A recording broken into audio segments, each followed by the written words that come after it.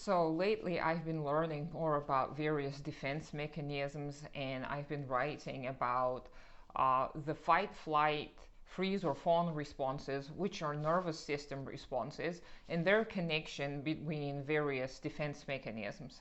There are plenty of defense mechanisms, and I highly recommend you learn more about them.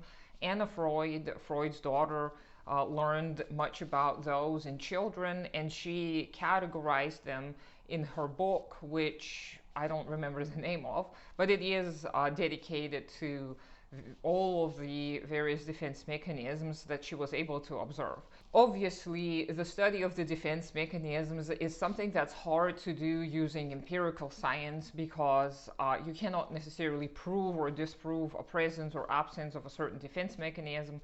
But maladaptive defense mechanisms are such defense mechanisms that are more harmful than they are beneficial. For example, one of the most common defense mechanisms, which I think I touched upon in some of my previous videos, is suppression or repression, which is when you don't allow your feelings to be, when you experience a certain state of being and you try to pretend that it's not happening.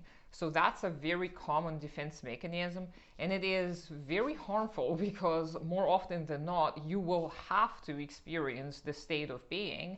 But when you suppress it or repress it, it is going to come later, but you don't know when and you don't know how it's going to present itself.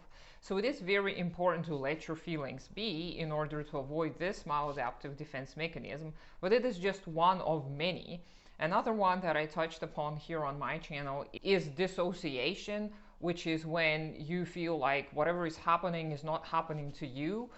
And this is another kind of an avoidance type defense mechanism, which is kind of connected to escapism in general. And it is, of course, also connected to the previous one I just mentioned, suppression or repression. When you feel like what is happening is too much for you to process, you unconsciously may want to pretend like it's not happening and kind of delay your response. And again, this is dangerous because you don't know when and how this is going to catch up with you. So all of the various maladaptive defense mechanisms are usually associated with childhood trauma.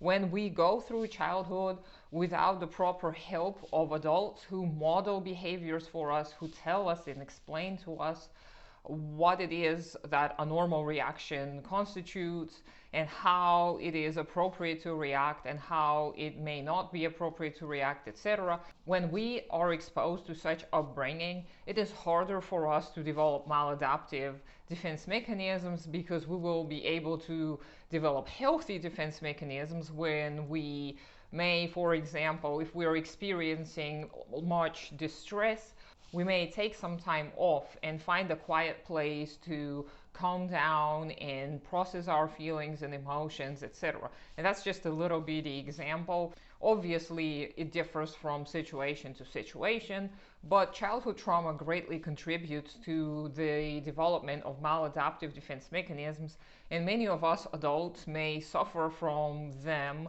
and not understand what's happening, and we may think that we have a mental illness of sorts, and we may think that we are a weak person, etc.